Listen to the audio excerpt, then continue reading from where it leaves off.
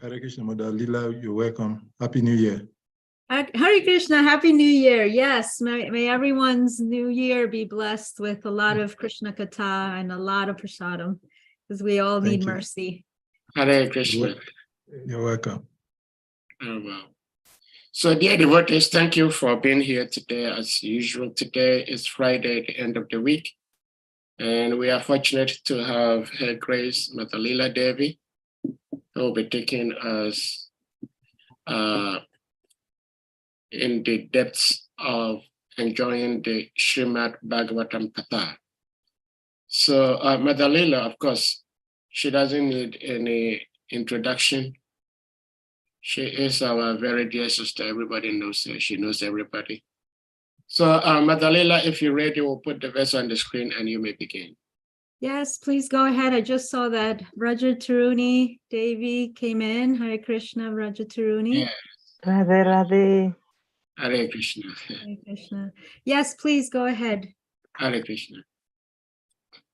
And I'd like to thank all of you for letting me come here and crash your Bhagavatam party. I'm always excited to share my enthusiasm for Bhagavatam and for being in the association of the devotees. I always have an anxiety that I want to honor all of my teachers, and I'm afraid and anxious about saying something that will dishonor them in some way, just because of a lack of knowledge, lack of experience, and yet the only way to honor them is to keep going and keep trying and keep trying to glorify the Lord and be around the devotees. So I appreciate this opportunity. As always, I'm honored to be here. So today, dear devotees, we are continuing the class from, I think Braja Lila spoke yesterday on verse 11. This is Srimad Bhagavatam, Canto 1, Chapter 19. Today is text 12. Translations and purports by the disciples of Srila Prabhupada. So all glories to them for continuing his work. All glories to Srila Prabhupada. All glories to the assembled devotees. Om Namo Bhagavate Vasudevaya. Om Namo Bhagavate Vasudevaya. Om Namo Bhagavate Vasudevaya. Narayanam Namaskritya Naram Chaiva Narottamam Devim Saraswatim Yasam Tato Jayam Mudirayet Nashta Prayesa Bhadreshu Nityam Bhagavata Sevaya Bhagavati Utamashloke Bhaktir Bhavati Naishtiki. And as always, I'd like to remind myself that when we are engaging with Srimad Bhagavatam, we are engaging with the person.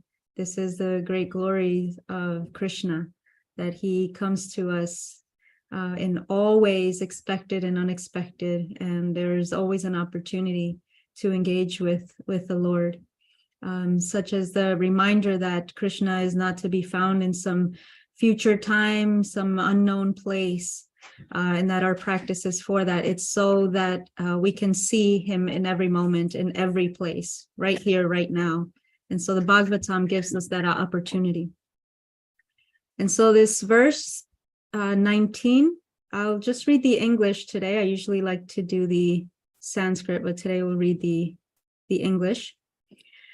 After all the rishis and others had seated themselves comfortably, the king, humbly standing before them with folded palms, told them of his decision to fast until death. And the purport? Although the king had already decided to fast until death on the bank of the Ganges, he humbly expressed his decision to elicit the opinions of the great authorities present there. Any important decision, however firmly fixed, should be confirmed by some authority. That makes the matter perfect. This means that the monarchs who ruled the earth in those days were not irresponsible dictators. They scrupulously followed the authoritative decisions of the saints and sages in terms of Vedic injunction.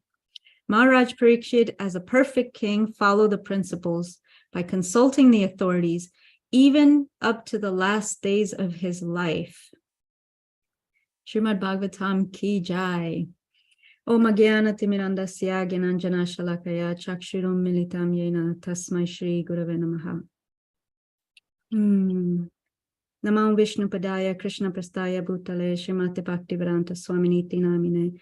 Namaste Saraswati Deve Gauravani Pracharine Nirvisesha Sunyabadi Paschate Adesha Tarine. Vanchakalpa Tarubhyascha Kripa Sindhuvya Evacha Patitanam Pavanebhyo Vaishnavebhyo Namo Namaha. Jai Shri Krishna Chaitanya Prabhu Nityananda Shri Advaita Gadadhara Shivasadi Gaura Bhaktivinoda. Hare Krishna Krishna Krishna Hare Hare Hare Rama Rama Rama Hare Hare. Jai. Okay, so here we are. Cantos. Okay, thank you. This is good information. It's, yes, I had the understanding that there were parts of this. Oh, wait a minute. Here's what happened. Okay, yes, that was my mistake. I had 10th canto on the heading, but it's actually first canto. So thank you for that correction. The last class I was speaking was on the 10th canto, and so for some reason I was still on that. Okay, so I'll just read the translation again. After all the rishis and others had seated themselves comfortably, the king, humbly standing before them with folded palms, told them of his decision to fast until death. So this is a very short purport, but it's full of meaning. So we'll start off with the decision that was already made by King Parikshit, that he had decided to fast until death on the bank of the Ganges. So I've heard it so many times that he could have, he actually had the power, what to speak of those people around him, but he had the power to counteract the curse that was given to him by the son of the sage that he offended. However, he just accepted. He accepted his faith, and he decided, well, this is what is meant for me, and so now I'm going to take this decision to take very seriously how I'm going to leave this planet and leave my body.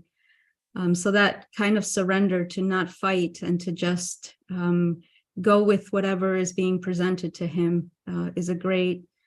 It shows his great advancement, that he trusted whatever was being put in front of him, such as this curse, and then that he only had 7 days to live. The reality is that we can always say that we just have 7 days to live because we don't know. We only have today. We only have this moment. There's a prayer that is prayed by those of the Jewish faith, and the prayer is prayed. It's meant to be prayed on the day before you are to leave your body. Well, the idea is that we don't know when that day is going to be. And so the prayer is always prayed today because we don't know. At any moment, we can leave our bodies. And so King Yudhisthira speaks about this in the Mahabharata. The most amazing thing is that we see all of those that are leaving their bodies, and we see how it comes to everyone around us, and yet we think that it won't happen to us. But King Parikshit is the opposite of that. He knows that it's going to come now or it's going to come later, but it's going to come. Here it is. What do I do? And so to live with this knowledge is real understanding.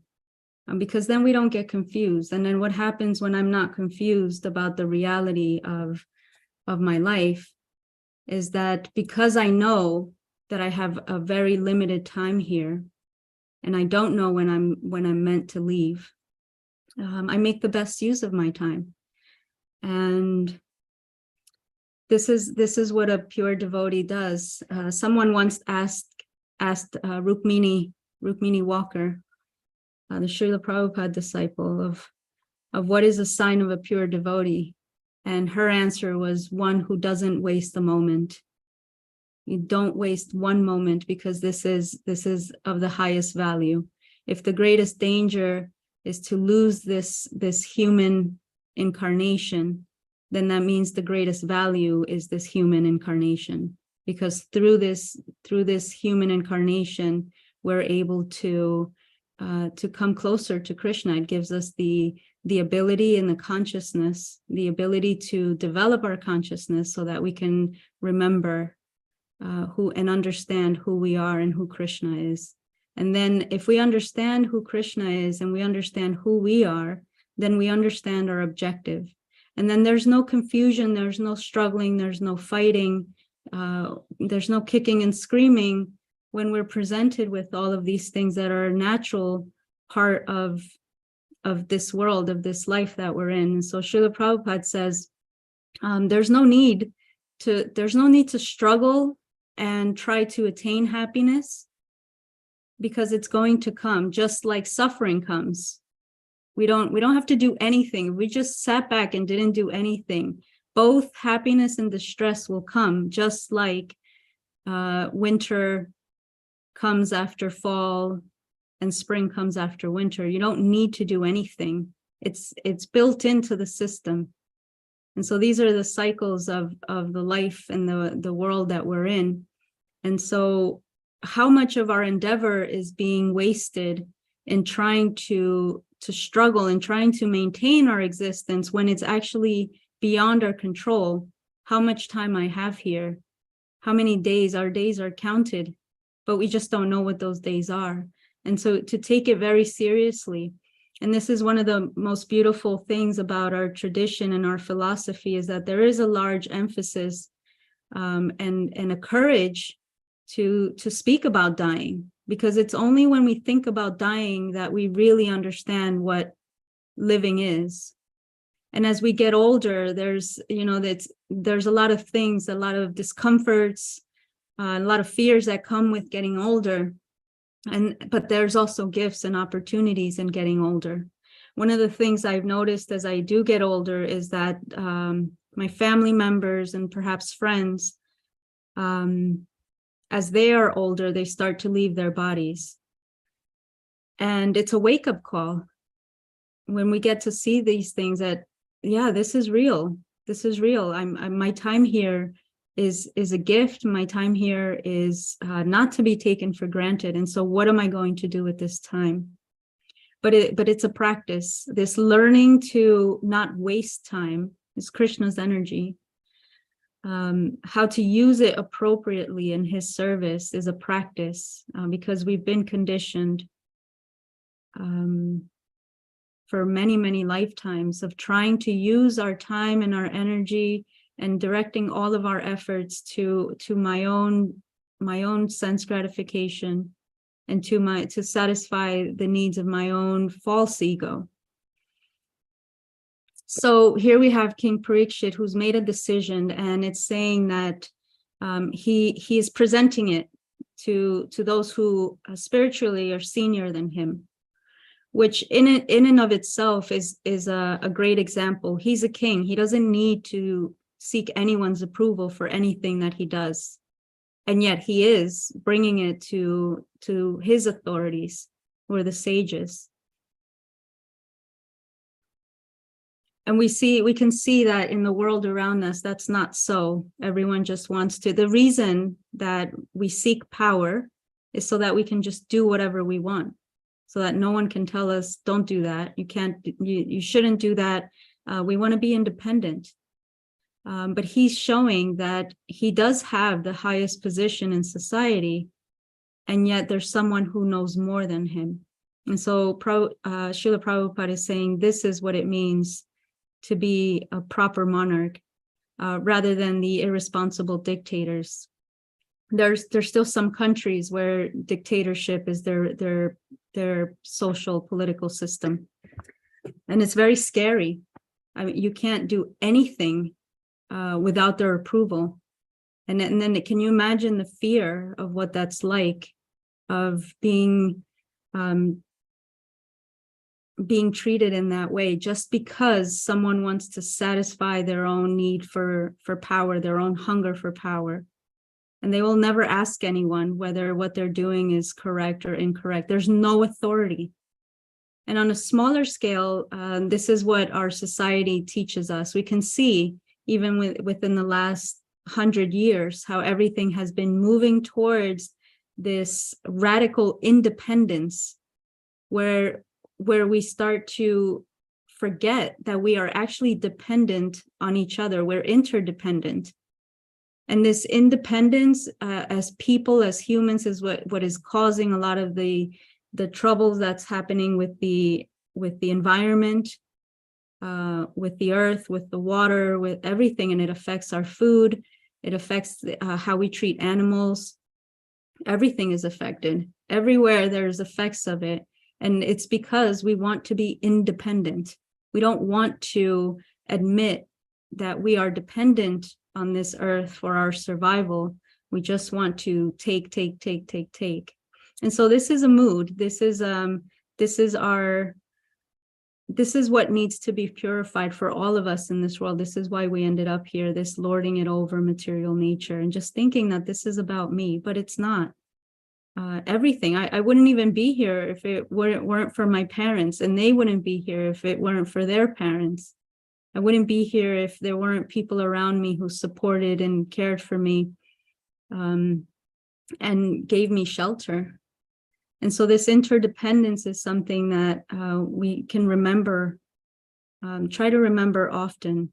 And so King Parikshit, it's very telling that with the highest position, he still understands that we are not independent unto ourselves. We're meant to be doing it all together. So he's taking shelter, he's taking counsel from his seniors, and so he's seeking the opinions of the authorities. So who is our authority? So he made this decision based on his knowledge and his understanding from authorities of Vedic injunction. And then he is correlating that with what the sages are saying. And so in our tradition, we have the system of Guru Sadhu Shastra. And Shastra gives us the scriptural injunction, and the Guru gives us the explanation and helps us realize what the Shastra is saying, what the scriptural injunctions are. And then we have sadhus who we can see that in their lives, they've applied the Shastra. And then we can see how they live it in everything that they do, in how they speak, how they move, how they interact with others. And so this perfect system can give us the understanding. But first we have to admit that there is something greater than us, something that knows, and I don't know. And so it's very easy, especially with all the information overload that we have. It's very easy to think that I know so much because I have a lot of information, and a lot of information available at any given moment. But information is not the same as knowledge. Just having information for the sake of information doesn't mean that it's translated into wisdom. And so this is why he's seeking the counsel of the sadhus, because they have the wisdom. So wisdom is knowledge and experience that they've lived through. It's realized knowledge, and this is their wisdom. And this is another thing that I think is sometimes missing of taking shelter and seeking counsel from our elders, because they have the wisdom. I don't know how it is in other places. I know that there are a lot of places where there is a lot of respect and honor given to people who have lived longer and who have experience and knowledge and therefore have wisdom, and people take counsel from them. There's places where no one would even think to do anything without speaking to an elder about it, to seek advice from their parents, from their grandparents, from their teachers. And then we have, at least here, in a lot of ways, we see the exact opposite of that. We take advice and we take instruction and we take example from people who are maybe our peers or maybe even know less than we do. And we think that because there's so many people doing it, that this must be right, this must be the way. but that gets us into difficulty. And so the other component of it is that the sadhu,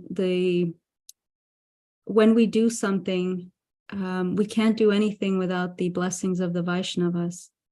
And so to remember that even without the mercy of our gurus, of our spiritual master, the mercy of the Vaishnavas and the mercy of Krishna, we can't do anything. There's nothing to be done. It's not by my own effort. Someone sent a reading by Bhakti Tirtha Maharaj this morning, where he's speaking about the balance between effort and mercy. He says, mercy alone won't do it. You can't just sit back and wait, just kind of laying out in the sun and waiting for mercy to happen and Krishna to fix our lives and Krishna to just purify us just because we're waiting. But also our effort alone is not going to do it. And we can see that in our own lives. There's effort, so much effort to sustain our own lives, to improve our lot, to increase this, increase that, increase material comforts, increase sense gratification, all of this effort. But that's not going to get us to where we're trying to go, which is something beyond that, which is transcendental to our current conditions. So it's a mixture of both, having the humility to know that I can't actually do it without Krishna's mercy.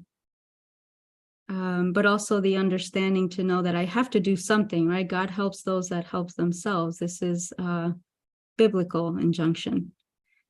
And there's truth to that, because if Krishna is satisfying our desires, then that means that the idea is to be mindful of what my desires are. And so if I have the desire to move closer to Krishna, then this is where his mercy comes in. If I have the desire to engage in sense gratification and waste time, like we said at the beginning, then he will satisfy that as well. He's satisfying all of our desires.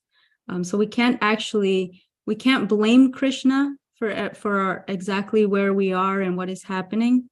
And we can't put the responsibility on him for everything that we're trying to achieve as far as Krishna consciousness goes. We have to put in our own effort. We have to, even if our effort is to just desire the appropriate thing, that's also an effort, because we have the desires anyway. So the idea is to look at our desires and say, where is this is this a desire that is for Krishna, or is this a desire that is for my own pleasure and my own sense gratification, and to satisfy the needs of my own false ego? And then everything else he can do. But we have to be honest about that. So decisions being confirmed by an authority, seeking counsel from those that know, because we're not independent. Who is our authority? So we have Vedic, and we know that it's Guru, Sadhu, and Shastra. And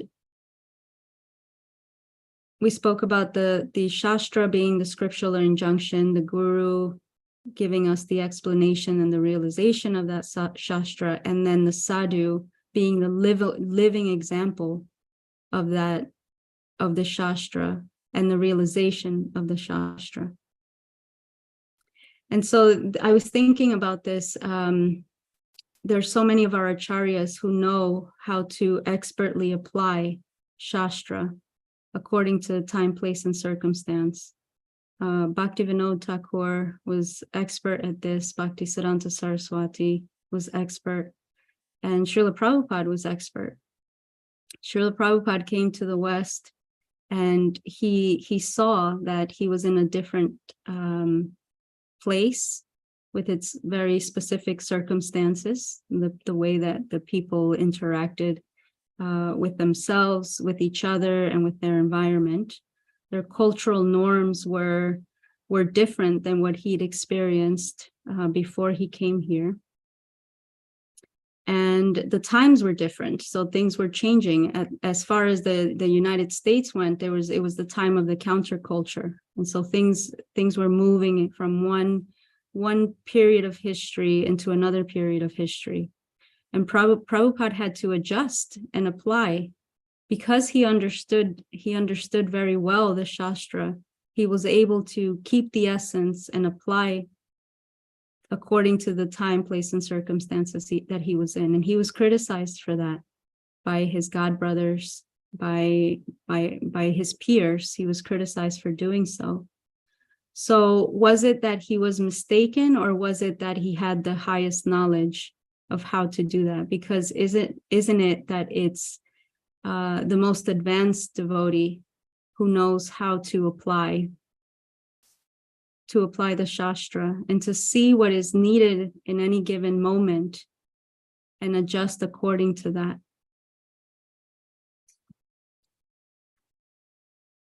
So as we're talking about authorities and who is our authority, there's another idea of this, that as we see our relationships and our interactions in the world, there are many instances of where we are going to be an authority for someone, whether we're a parent or a teacher or in any position of leadership. And so it's really important for us to understand the responsibility of developing knowledge and wisdom in the mode of goodness, so that we can be a proper authority. One of the things that I was speaking about, the cultures where experience and wisdom is acknowledged and respected and honored, that usually, not always, but usually that's from an older generation, people who've already been there, done that. However, if our older generation gets to a place where all they have is experience and they don't have knowledge and they don't have wisdom, then how can we take shelter in that? And so when we get there, we want to be, or in any situation where we are the authority, we want to make sure that we're actually developing true knowledge and real wisdom, because otherwise we're going to lead ourselves astray and we're going to lead others astray. And so there's a really big need for us to be really, really honest, introspective, and self-critical, not in a way where I think I'm awful and I think everything I do is wrong. Like this devotee saying to Prabhupada, I'm the most fallen. This false ego, the other side of the false ego, I'm the most fallen. And his response was, you're not the most anything. It's not in that way, but it's in a real way of having the courage to look into our own understanding and our own lack of understanding. Because it's very easy to think that because we have some information that we actually know something, but it's not always so. And so that takes a lot of courage. No one wants to admit that they're wrong. And we say it all the time. We say, oh, I live to be corrected. But do we really live to be corrected, or we just live to avoid those situations where we're actually going to be corrected? Those are two very different things. And so there's a courage that's required to that. How to be an elder is a question that we can ask ourselves. How to get to that place where we're actually offering knowledge and we're offering wisdom in the mode of goodness. And so the Bhagavad Gita in the 18th chapter talks about knowledge in the mode of goodness. And Krishna speaking to Arjuna about how they manifest in different ways. And he says that knowledge by which one undivided spiritual nature is seen in all living entities, though they are divided into innumerable forms, you should understand to be in the mode of goodness. And in contrast, he's saying about the mode of passion, that knowledge by which one sees that in every different body, there is a different type of living entity, you should understand to be in the mode of passion. That knowledge by which one is attached to one kind of work as the all in all, without knowledge of the truth, and which is very meager, is said to be in the mode of darkness. So just because knowledge is knowledge, it doesn't mean that it's not, that it's always in the mode of goodness, and that it's actually there's even knowledge that transcends all of these, the gunas. And so it's the same idea that there's information and then there's knowledge. There's knowledge and then there's knowledge in the mode of goodness, there's knowledge in the mode of ignorance, and then there's knowledge in the mode of passion. And to realize that at any moment, because what happens is the ego, the false ego, and this illusion, it's so insidious. It comes in the ways that we don't even realize that we're operating under illusion. We think we're seeing correctly, but how do we know that we're seeing clearly? So, for example, if I need eyeglasses and I don't know that I do, I think that what I'm seeing is accurate. It's not until I can actually see better that I can see that I wasn't seeing well at all. But I wouldn't have known that unless I actually have sight, real sight. And that's given to us by Krishna, by Krishna's mercy. He gives us the sight. The spiritual master gives us the sight. But it's in the contrast that we know the difference. So I don't know that I'm in ignorance because I'm in ignorance. I don't know what I don't know. And so it's only through the realization and through the mercy that I can come to understand. And I have to know both. I have to know what ignorance is to know what knowledge is. So all of this takes a lot of introspection, a lot of honest reflecting into ourselves. There's also, as he's speaking about the different modes and how they are manifested in different things through in action, knowledge and action has the different modes. And he says action performed an illusion in disregard of scriptural injunctions and without concern for future bondage or for violence or distress caused to others is said to be in the mode of ignorance. So when we cause distress to others, that's a sign. Everything around us is giving us a reflection of what our consciousness is. Are people around me in distress? What am I seeing around me? Are people in a certain way, in a certain mood? Is it that it's really I'm the victim here and I'm just observing and taking it all in, and everyone else has got the problem but not me? I'm also a part of that. If I'm not part of the solution, I'm also part of the problem. And so the point I want to make is that everything around us, all of our relationships, everything that we're seeing that's coming into our consciousness can point to the level of our consciousness. And this is one of the ways that we can introspect. What am I seeing around me? And how is it pointing back to me and back to what is going on in my own consciousness and what is already living in my heart?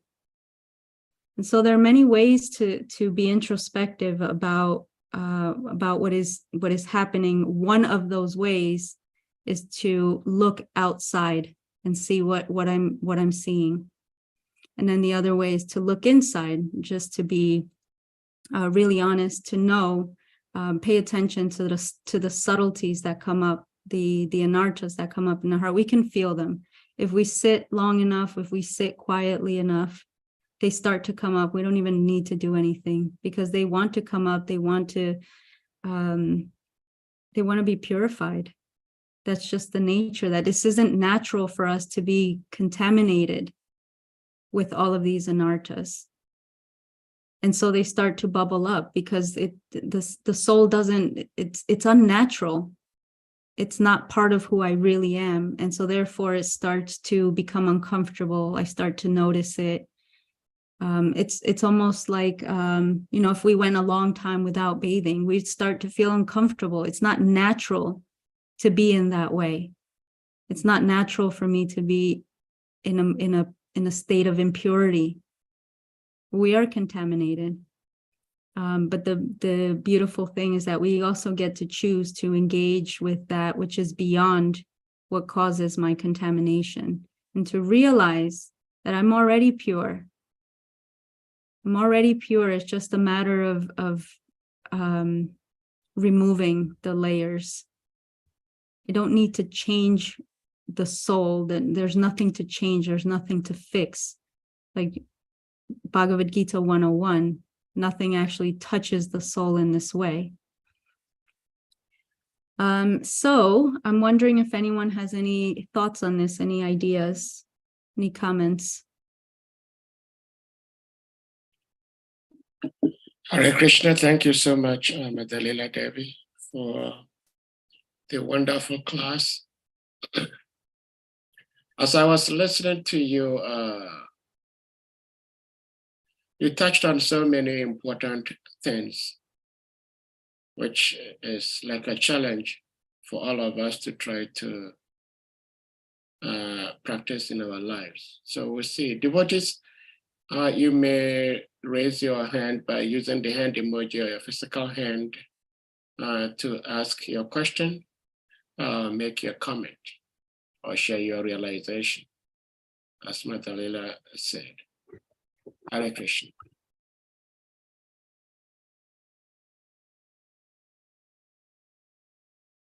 Mother Lila, you were saying, of course, that is what the text itself is saying, that Maharaj Parikshit, even though he had decided that he was going to fast to death, but he also consulted with his superiors, the sages.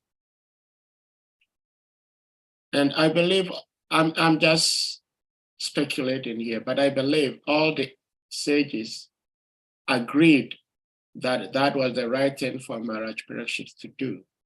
So that was a confirmation to Maharaj Parikshit as to what to do. In our situation of being members of ISKCON, when we need to embark on something important, we need to consult the Guru, Sadhu, Shastra, like you rightly said. Now, in a situation where the Gurus or the Sadhus or even the Shastras are not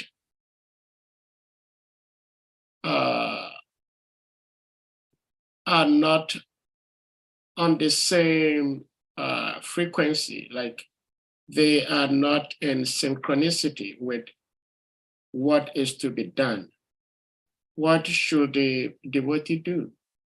A point in case is like we have some gurus in ISKCON who accept that women can be gurus. And there are some who say women cannot be gurus.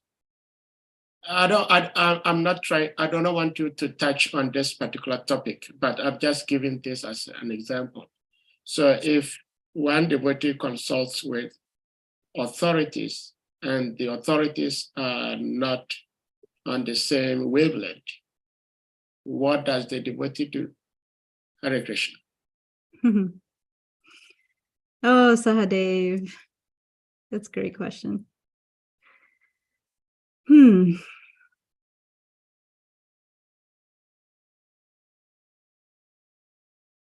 Sometimes it seems that they're not, sometimes it seems that they're in contradiction. But sometimes it's just our own misunderstanding of what is being presented to us. There are differences in opinions, because, you know, as it said here, he came to, I think Prabhupada used that actual word of opinions. He expressed his decision to elicit the opinions of great authorities present there. So opinion means a very specific thing. It's an opinion.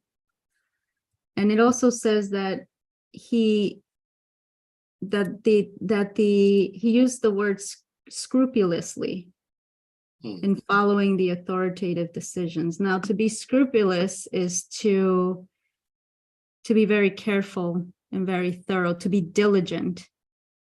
And so diligent it's not whimsical. He's really seeking out in different ways. He asked a lot of them. Now, I wonder that's a really good question. I wonder what would have happened if they told him not to do that.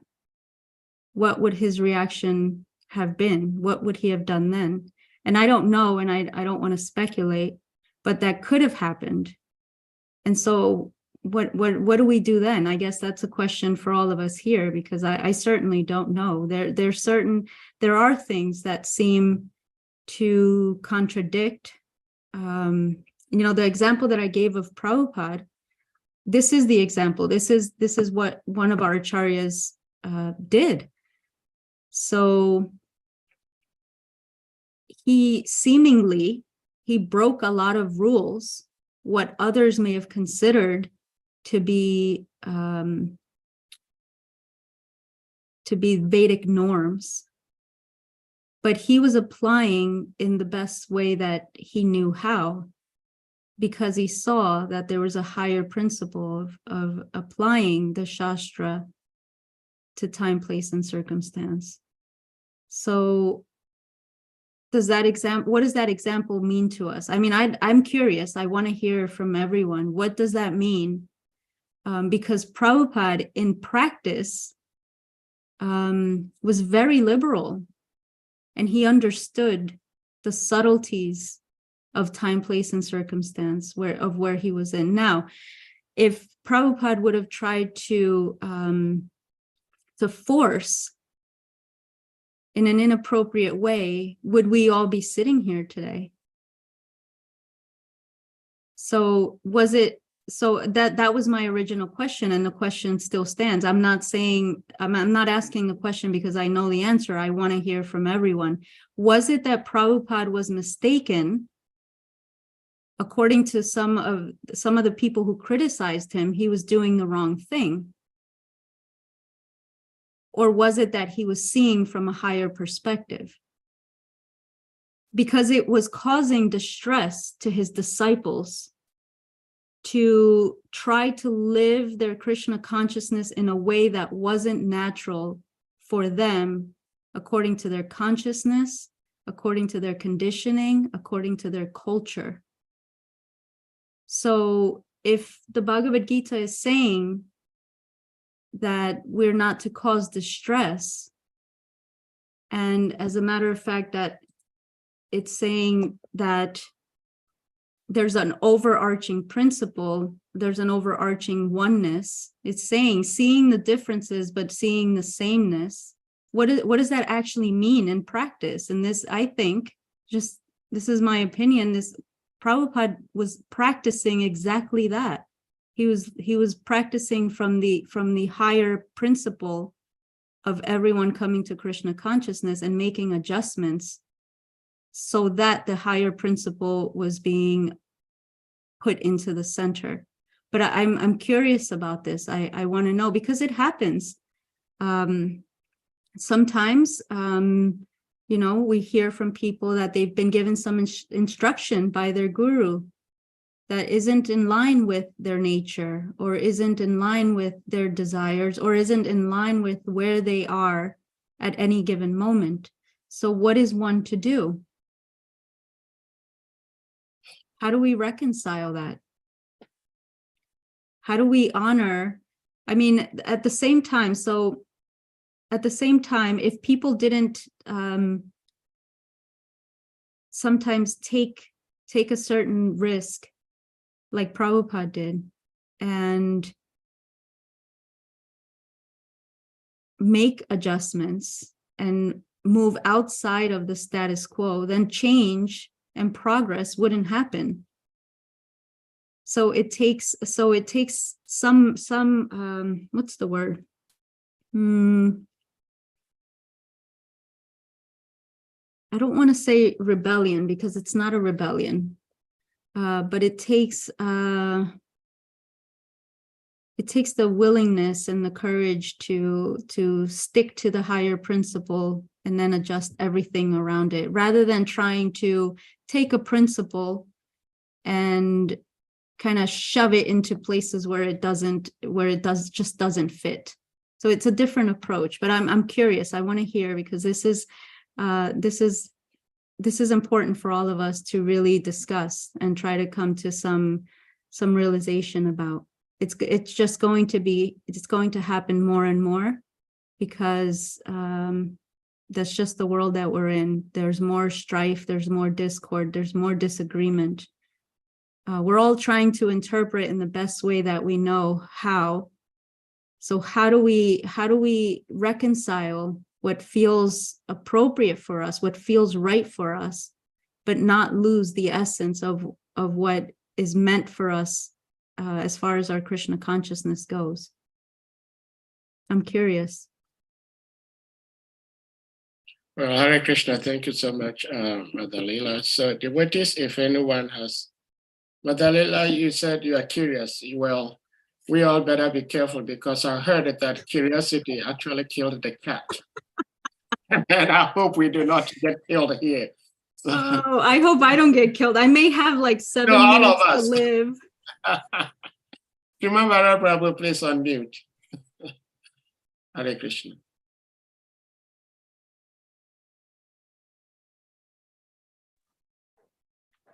Hare Krishna, Hare Krishna, my Prabhu. humble respect and all glory to all the assembled devotees. The question posed is interesting, but I want to see it in a different angle. One, the Niti Shastra says that a king should have 7 advisors. A king. So a king here means a leader, or your personal life. You're a king in your own domain. So you should have 7 advisors, and those 7 advisors, they are described. What kind of relationship they should have with you, and then 1 brahmana. 2 this friend, close friend, 2 this, 2 that, and then 1 brahmana. Brahmana 1, others 2, like that. And the brahmana, you should only whenever the king wants to take a decision that is not that is not going to be popular, or that's going to be against the norms, you should not consult the brahmana, because the brahmana will always stand by the truth, whether it is painful or not. He will not go against the grain. So the Niti Shastra says the king should not consult the brahmana if he has to take a decision that may not be very palatable. So applying this example, also my Gurudev used to say, if you're confused about what to do, do nothing. So if you know that you're going to do something that is going to go against the grain, then don't ask the people who may say no. If Prabhupada had consulted the Brahmanas and the people consider that saintly men from in India, he would never have gotten the go-ahead for whatever he wanted to do. So Mataji, you rightly said that if he did not step outside and do what is necessary, we wouldn't be here. So that's the truth. You've already answered the question partly. So anytime you know that you want to do something that will go against the grain, you don't need to consult those who are going to say no, because it is their duty to say no. So that's it. Just don't consult them. Go ahead and do what you want to do. And if you become successful, they welcome you. If you don't become, they say, we know anyway. Prabhupada said, you should go ahead. You should go hunting rhinoceros. If you succeed, if you don't succeed, people will say, well, it's not an easy thing. And if you succeed, people will say, oh, wow, it's wonderful. So I think this is how I see it.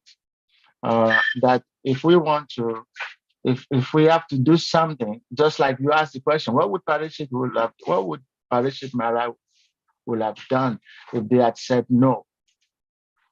But then Parishit Maharaj, the fact that he submitted himself to the authority meant that he was going to do anything they asked him to do. Because proper intelligence and experience shows that If you know that you're going to get, you may probably get no, then don't consult. That is what proper intelligence and experience teaches. If you know you might get no to your request, don't consult. That's why it is said that the king should not consult the Brahmana when he wants to do something that is out of the norm, because he knows Brahmana may say no. In order not to appear like disrespecting him, just don't invite him when you want to, take a decision that is going to be against the trend. So it's the same thing, when you know that what you're about to do, the authorities may not accept it, don't consult them. Go ahead and do. And then let the result speak. Let the result, speak for itself. Hare Krishna. Hare Krishna. Hare Krishna. Most excellent advice. It takes a lot of courage to take that kind of responsibility. Yeah. Yes. Okay, Thank you so much. Salika Prabhu, please, you may unmute. Thank you very much, Mother Lila, for your beautiful class. And thank you very much, Sadev, for the question and the counter question by Mother Lila. Sometimes it's good to ask the question against question. Sometimes it gives opportunity to reflect a little bit deeper. The question is what to do when we don't know what to do. And I'll tell a short story, and that story will give a clue on what we should do when we don't know what to do. There was it's an ancient story of one very wealthy merchant. He was a very wealthy, the most wealthiest in the kingdom. He had so much that even the government of the day could not compete with his wealth. So he was living his life righteously, but in the course of his life, he had only one son. And as the son was growing up, he was nurturing the son. And when it was about a time for him to leave this world, because he was righteous, he had a premonition that the time is coming close. So he started speaking to his son, that my son, we do not know when death will come, for death is a debt that everybody owes once in this life. So I'm going to request you when I die, and when you are asked to choose any of my wealth that I'm leaving behind, you should only accept only one of all the many things I have acquired in life: land, money, slaves. In the ancient time, people keep slaves. And the son was meditating and wondering why his father's telling like this. But he was, well, father is not going to die now. And then as time passed by, not too long from that time, the father went further to the king of the kingdom and told him that I do not know. I'm the richest person in this kingdom, but I know that when one dies with so much wealth, it could be a burden. I don't want that to happen after my departure. So I want to enfold unto you, like we write will in modern times. My will is that when I die, whatever I have should be equitably distributed among my son, my wife, and all of my slaves. And the king accepted and agreed to do the needful. So eventually, some few days after, the king died. And when the king died, the whole town was in mourning. And because the king was already informed by the wealthy man that in case he dies, he should take responsibility to share his wealth. So the king made an announcement that in 7 days' time, the wealthy man's properties, wealth, and whatever he left behind will be shared. And when the king made the announcement, everybody was anticipating for the 7 days to come. And the son at this time now became more confused. My father has given instructions, I should not take more than one of anything of my property. If it is money, I should take money. If it is the slaves, I should take slaves. If it is the farmland, I should take farmland. If it is the cows, herbs I have, it should take only that. So he was wondering, what should I take? And he was confused. So first day, second day, third day, fourth day, fifth day, when he got to the sixth day, the son was so apprehensive and was so confused. What do I do in this situation? Then he went, okay, in this situation, we should consult the elders. We should consult the superior, just like Maharaj Parikshit consulted the sages. So he felt, my father's friends are all as wise as my father, so let me consult with them. And in the night of the 6th to the 7th day, he went to all of his father's friends, close friends, and was asking each and every one of them, what should I do in this situation? What should I take? This is what instruction my father has given. And each and every of the father's friend that he met was telling him, whatever you choose, we will support you. But bear in mind, whatever you take, 50% of it is ours. And each and every of the friends of the father said the same thing to the son. So the son became more even confused than before he went to meet the father, the father's friends.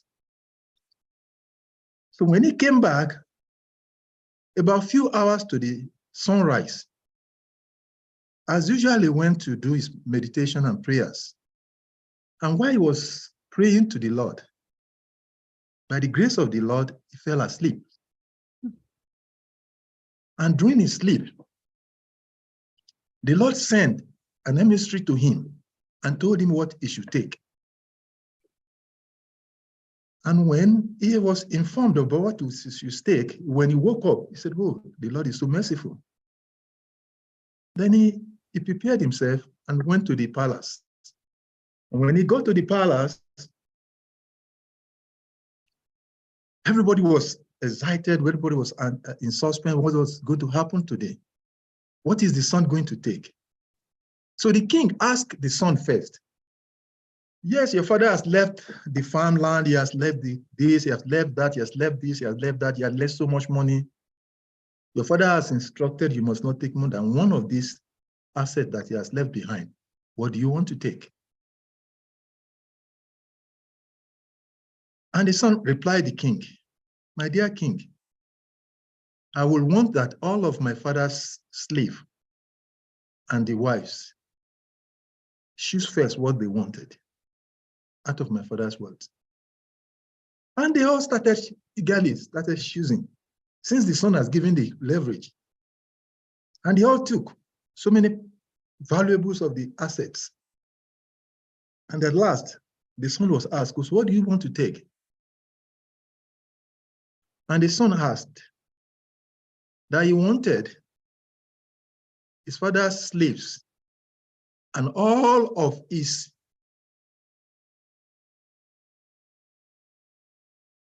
members of his staffs that are working under him. But as at that time, all of the staffs and slaves have taken everything. And naturally, because they all are, the master is the owner of everything that the slaves owns. So automatically the son owns everything. That was the revelation of the Lord to the son. And now why am I telling these stories? When we don't know what we are supposed to do, when we want to do something and we do not know what we're supposed to do, according to the Vedic wisdom and ancient history, based on this story, the only shelter is to go inwardly. Take shelter of the Lord. That is the whole summary of Bhagavad Gita. When Arjuna was confused, he said, Krishna, I'm confused, I know nothing. I do not know what is to be done now. So when we have superiors, or when we have the gurus, when we have the seniors, and we do not feel comfortable with whatever is said, the shelter to take is the shelter of the Lord. And when we go inwardly and meditate on the Lord, Krishna has a way, directly, indirectly, to instruct us on what to do. So in other words, one who is surrendered to the Lord will never be confused or meet with failure. Hare Krishna. Wow. Hare Krishna. Thank you so much for sharing that. I'm feeling so much relief from hearing that. Yes, because you're right. It's right there. Just when there's confusion, just turn to Krishna. Thank you. Thank you so much, Salika Prabhu, for answering what we're discussing through a beautiful story. Hari Chakra Prabhu, please, you may unmute. Yeah, Hare Krishna.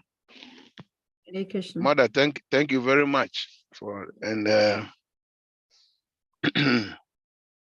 this question too is like a very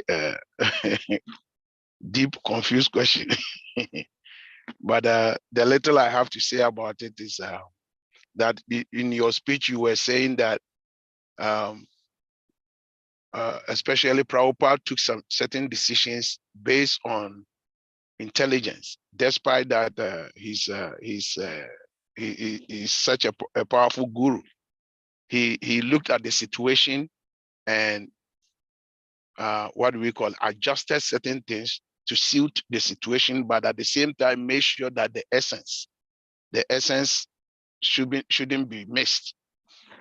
So similarly, there is a story about how trying to keep the essence is very important. So when it comes to decisions making, we can consult with people, and whatever answers they give us, we also analyze and see that whatever solution they've given us, does it include the essence? So there is this story about one man who died, and he said that before his death he has written his will, and his will he had 17 cows, and he said that when he dies, the oldest son should be given half of the cows. The second son should be given 1/3 of the cows, and the third son should be given 1/9 of the cows. But the cows were 17. So when the man died and they had to share, they couldn't know how to share half of 17. What would it be? 1/9 of 17. How would it be? It was so confusing. They were so confused, and it became like some sort of a misunderstanding between them. So they finally decided, well, let's go and ask the eldest person in the community. So they approached the wise, wisdom, eldest person in the community, and they said, this is our dilemma. What do we do? The man, after listening to them, meditated for a little bit, and he said, okay, I also have cows. So I'm going to add one of my cows to the 17 cows. So now you have 18 cows. So now the 18 cows, half of 18 is 9. So you, the eldest sons, take 9. The eldest son, take 9. 1/3 of the cow is 6, right? 1/3 of 18 is 6. So he said the second one, take 1/3. And 1/9 of the cow is 2. So the last son, take 2. And so everybody was satisfied. But if you add 9 plus 6, that will be 15, plus 2, that will be 17. Then he took his cow back. He took the cow he added, he took it back. So at the end of the day, the problem was solved. So the lesson of this thing is that sometimes we should learn how to apply something, the knowledge, and still make sure the essence remain. The essence is there. And then the second, what do we call it? The second lesson of this thing is that we should always seek the advice of the elders so that we can come to what do we call it? We can have a common grounds where we can apply whatever we are applying and bring the satisfaction to whoever is involved, but at the same time, we shouldn't miss the essence. Here, the essence is 17. The 17 must be there. That is the essence. So the wise man gave the essence all right, but at the same time, nobody lost anything. Everybody was satisfied. So that's why in certain situation, whatever situation it is, we can consult with our temple president, we can consult with our senior god brothers, we can consult whoever we consulted, but we shouldn't miss the essence. Whatever advice they are giving us, does it include the essence of the little we know? I mean, it's very, very important. At the end of the day, the decision is our decision to make. So our understanding of the essence is very important. So we put our understanding of the essence in place, and at the same time, we try to go by if even it's an adjustment, we go by the adjustment and make sure we are going by that adjustment with the essence in place. Then Krishna will have his mercy on us. This is my little opinion. Thank you. Chai, this is so beautiful. Thank you, Hari Chakra Prabhu. This is great. So, what happens when we think we have the essence, but it's not really the essence? But anyone can say, well, this is the essence. No, this is the essence. Isn't there? There's only one. Krishna is the essence. This reminds me, so okay, since we're storytelling, it reminds me of this story in the Bible where there's two women that came to the king because there was some disagreement about who they had a child and who this child belonged to.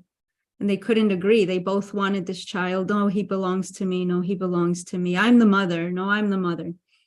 And the king, in his wisdom, he said, okay, no problem. There's one child, two mothers, you both want them. We'll cut the child in half and you each get half. So then the problem is solved. But the one woman said, no, please don't cut this child in half. I would rather he goes with her and I give him up than see him cut in half. And so because of the essence of love, the king could understand this is the child's real mother, because she's willing to let him go, and maintaining the essence of the child, the love for the child, and wanting to keep him safe. And so with that, he understood. But what happens when we think we know what the essence is, but we don't actually know it? And so based on what Sahadev Prabhu brought up, the essence is that the Vaishnava transcends all material designations. And this is what Prabhupada came to teach us. Is that the essence, or is it something else? So what do we do in those situations when there's many different people saying that there's many different essences, but isn't there only one? Because then it's still confusing.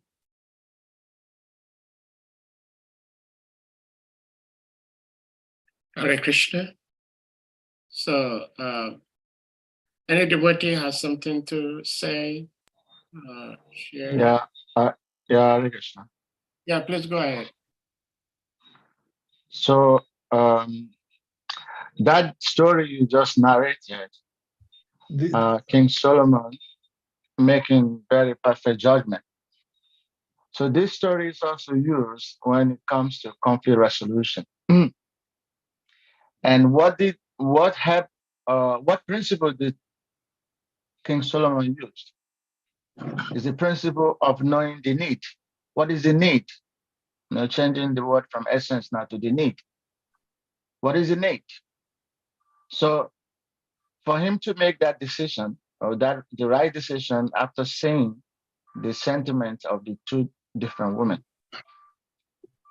he saw the need first. The need is that both of them want to have a child. That's the need. Now, when he puts it to them that I'm going to cut the living child into two. Now, the mother, the true mother, felt more the need for her child to be alive. And because she felt the need for her child to be alive, she's ready to let go. Because for her, what is important for her at that point is for her child, not even the possession of the child, but for the survival of her child, because she's the mother. The other person simply want to possess. So whether it is dead or alive, it doesn't matter. So when we are able to see the need, then the truth comes out. So first is that in the intelligence of the king, he was trying to see the need. Okay, both of you want to have the child, so I'm going to cut the child into two halves. And that, puts the pressure on both of them. And the true mother says, no, I'm not so eager to possess the child than to see him survive.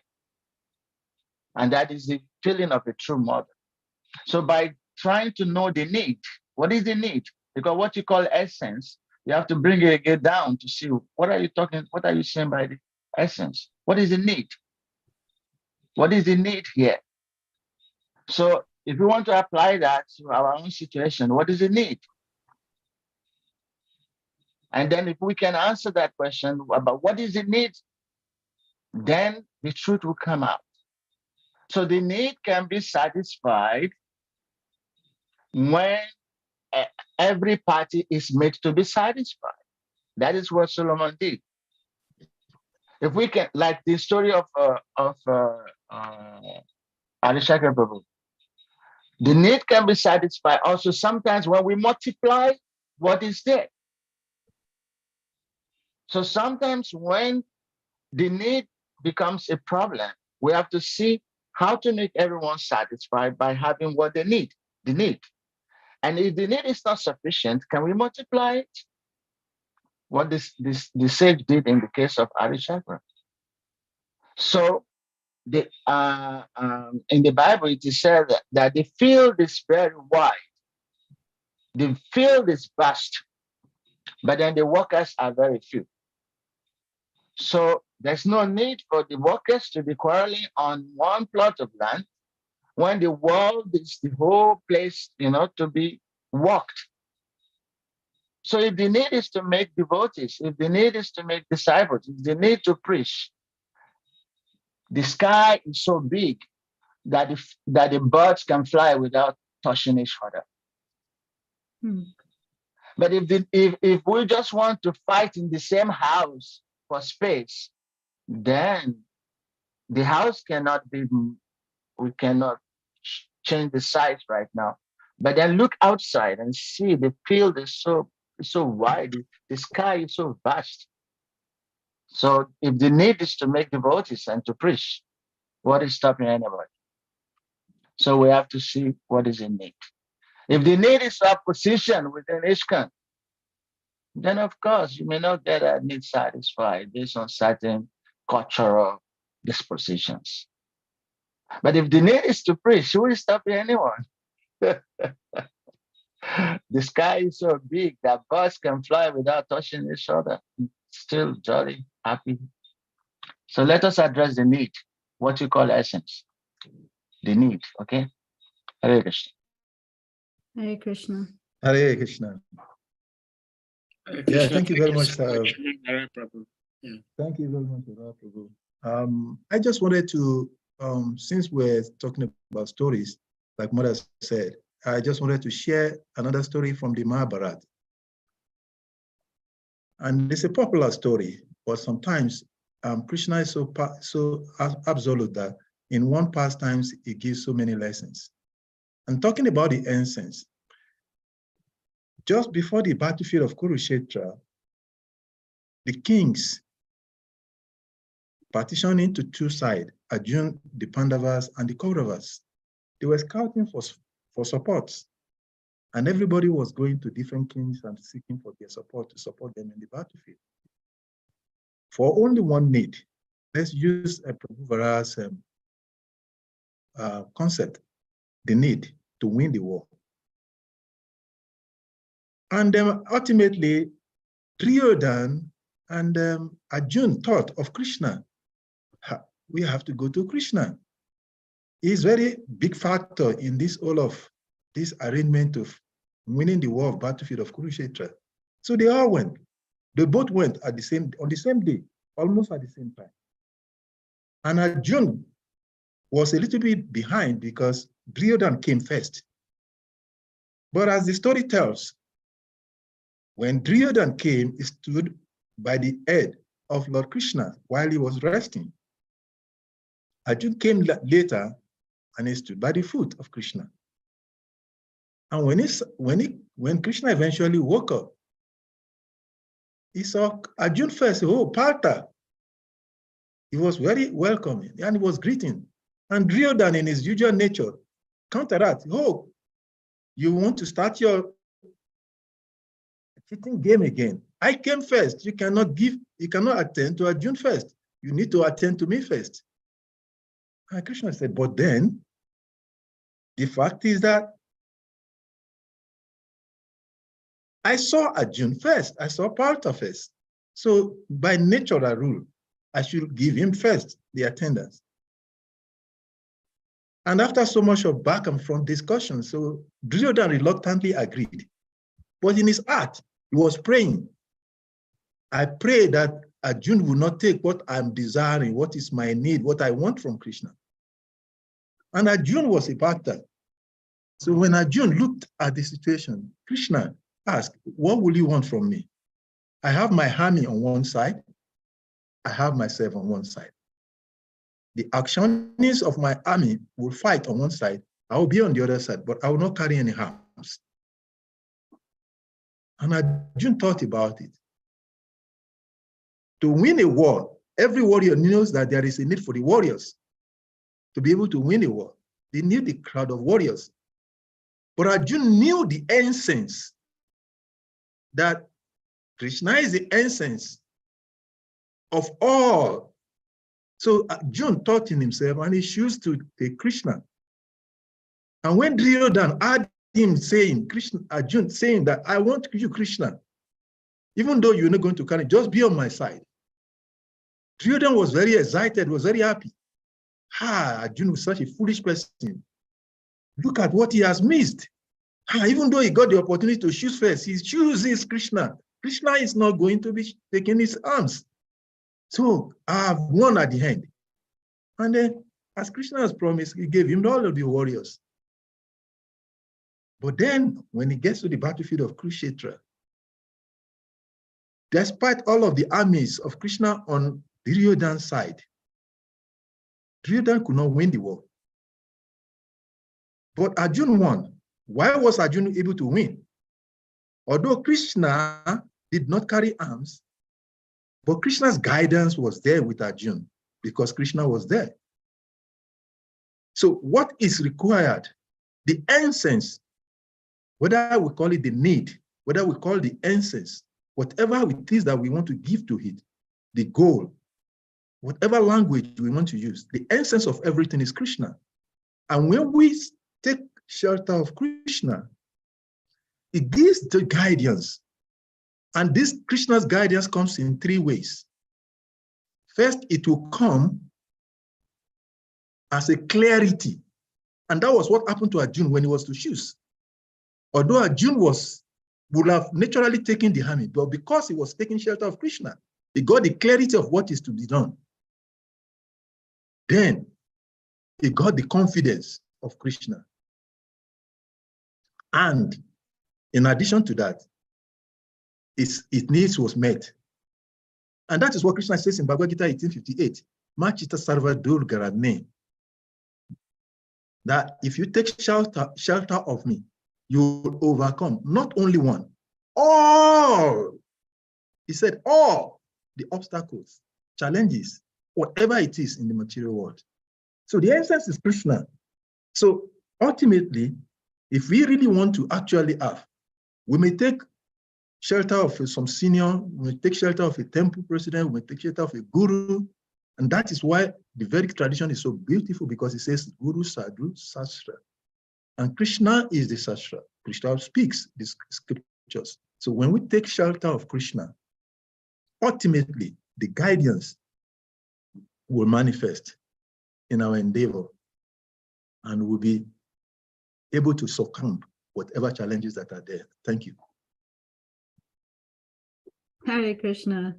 Hare Krishna. That's beautiful. Thank you. I'm really appreciating where this is going, because this to me is part of the essence of talking, communicating, and hearing from each other. Whenever there's conflict, it's so very easy to just want to assert my opinions, my ideas, my beliefs, and my needs.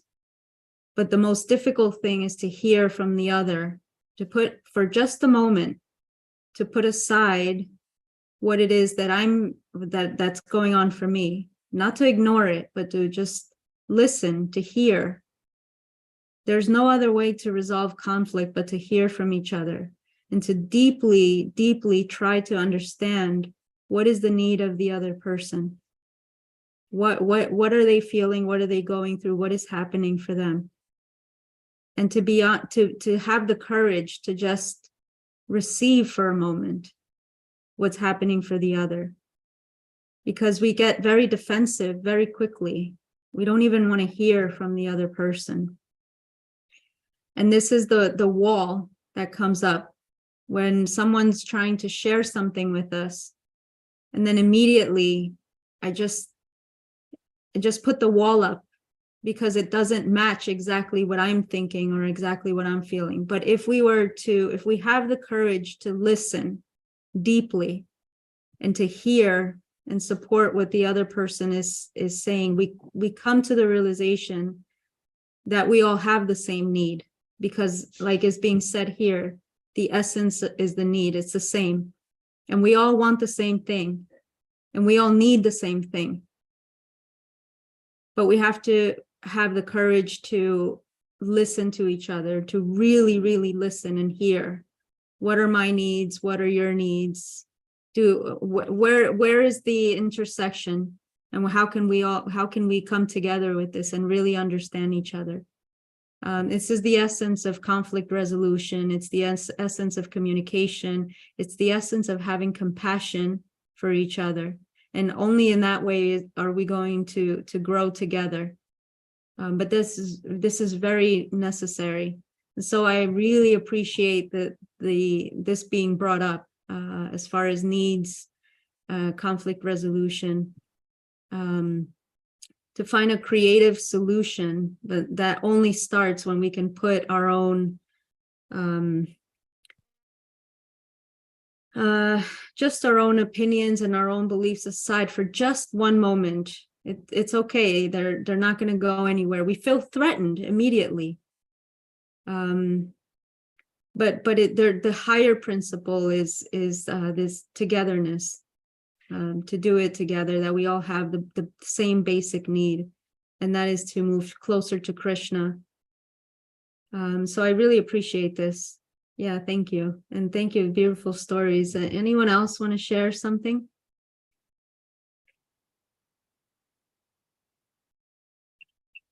Srimad Prabhu, please, you may unmute.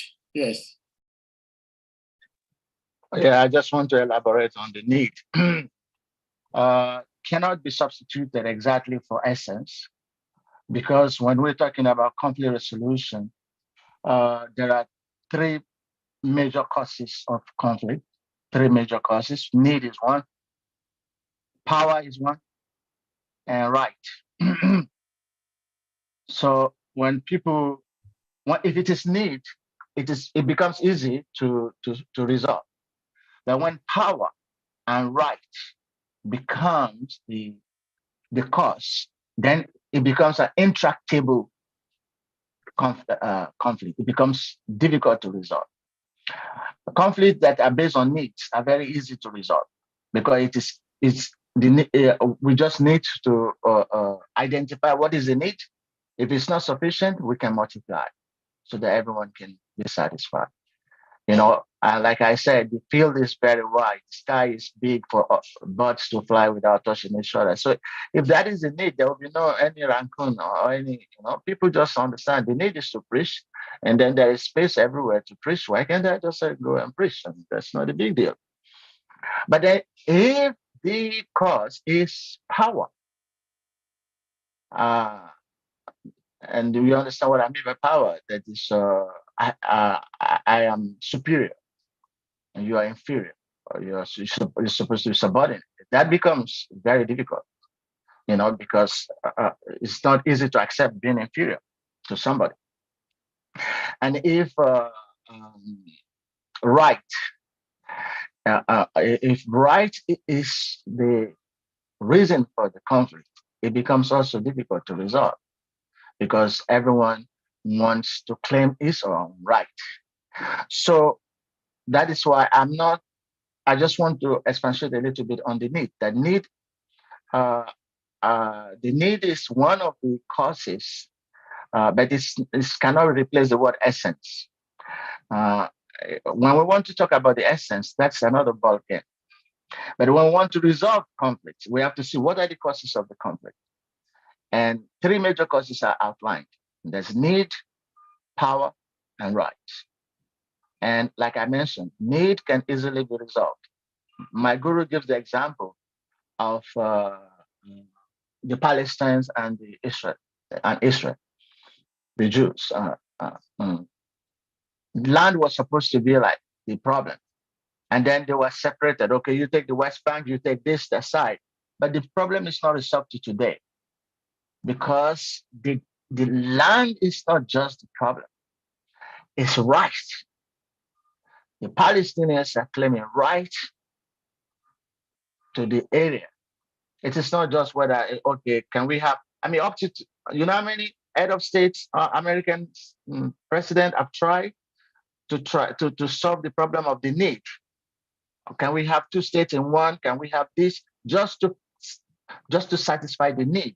But every effort made to satisfy the need is not working because there are other factors in play which cannot be easily satisfied, and these are psychological ones. So that is just a little elaboration on the word need, which does not replace essence. I only use that as an example, but we can understand it further in this dimension. Hare Krishna. Okay. Thank you for clarifying this, Prabhu.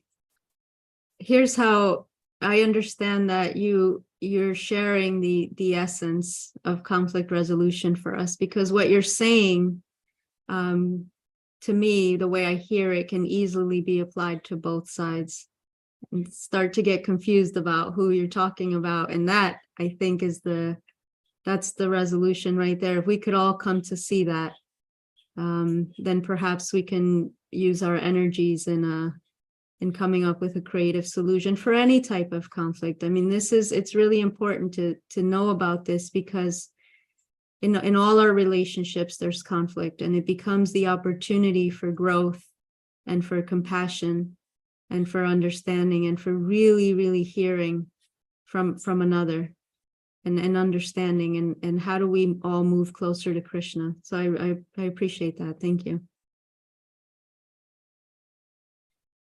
Hare Krishna, thank you so much, Mother Lila Devi, for somehow making this an interactive Srimad Bhagavatam discuss. I really appreciate it and still appreciate when you use the word diligence in your delivery of the Srimad Bhagavatam. Because Srila Prabhupada, it's very interesting when we take time to read Srila Prabhupada's books, because Srila Prabhupada used the word scrupulous. And I looked it up at the meaning of scrupulous, and I will share that. It says, of a person or process, diligent. So that is the word, Mother Lila, you used. Thorough and extremely attentive to details. So I'm very much interested in the third one, extremely attentive to details. So if I put the verse back on the screen, Srila Prabhupada is saying here, this they refers to kings. They scrupulously followed the authoritative decisions of the saints and sages in terms of Vedic injunction. That means that the kings accepted the decisions of the saints and the sages, but they only accepted because of what is stated in the Vedic injunction. So like Madalila, you were asking if the sages and the saints had given a different opinion to what Maharaj Parikshit had already decided on. What would he have done? Of that we do not know. But Maharaj Parikshit decided to fast until death because he already knew from Vedic injunctions that that was the appropriate thing for him to do. And he wanted to seek the decisions of the authoritative saints and sages. So what I'm learning from this, at least my takeaway for today's purport Prabhupada gave, is that we as individuals should try to study the scriptures so that if there is something we want to do, we have an idea as to what to do, what not to do, but we consult authorities. But if we go with vague information, vague knowledge of what we need to do, then it might be difficult. Hare Krishna. Well said, Sahadev Prabhu. Yes. Be diligent in our understanding, to be diligent in our seeking for understanding.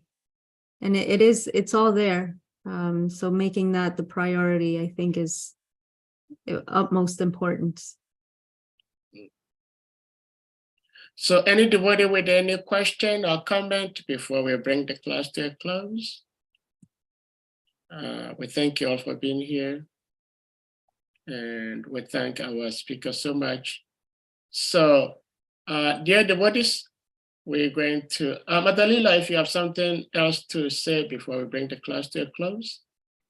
No, I'm just very grateful to be in all of your association and learning. This was very fulfilling to hear all these different stories, to just bring more perspectives to what we're trying to understand here. And we're trying to understand how to move closer to Krishna. We're trying to understand who we are and who Krishna is, and then how do we live from that understanding, and how do we apply it in a world that is crazy.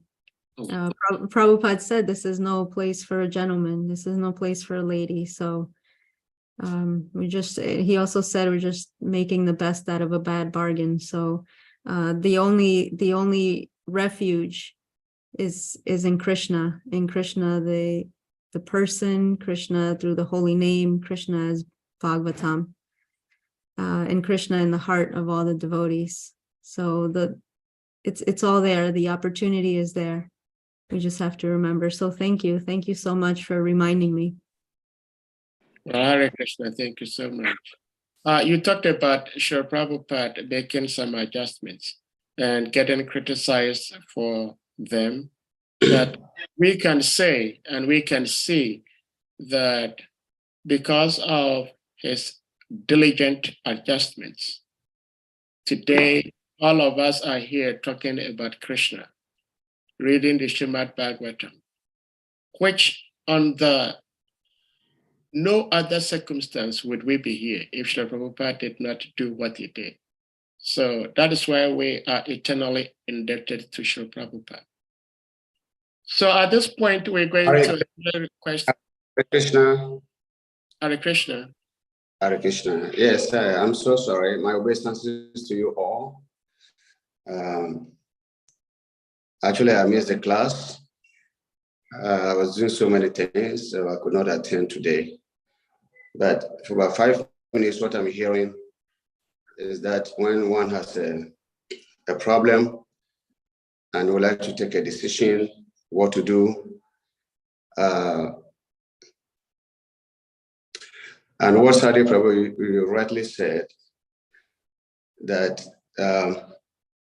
when we have difficulties like that, we have to approach the sages and then take the advice and also go into the books. But what I'm saying is that, Srila Prabhupada did what he did. One thing we should remember is that Prabhupada wasn't an ordinary human being. Prabhupada was directly used by the Lord himself. You see, all these books that we are reading, the translations of Srila Prabhupada books, his purport, are not coming from Srila Prabhupada. They are all coming from Lord Krishna himself. And so, Krishna might have told Srila Prabhupada what to do. Other God brothers may say so many things, but because Srila Prabhupada has surrendered to Krishna and is following the instructions of Krishna, he did not listen to them. He went ahead and did what he did. But we are not Srila Prabhupada. I also heard a comment that we should go within and we will come out with the results. Krishna will tell us what to do. That is wonderful, but it also depends on one's purity and his closeness to Krishna. Sometimes our mind can talk to us. It's like the Christians, they say, I'm hearing the voice of God. I'm hearing the voice of Holy Ghost. Who knows? Maybe the mind is talking to him and he's thinking, this is the Holy Ghost. He's thinking, this is the Lord in the heart speaking to me. Because we are not pure, we cannot differentiate what is the mind or the voice of God and the voice of our mind.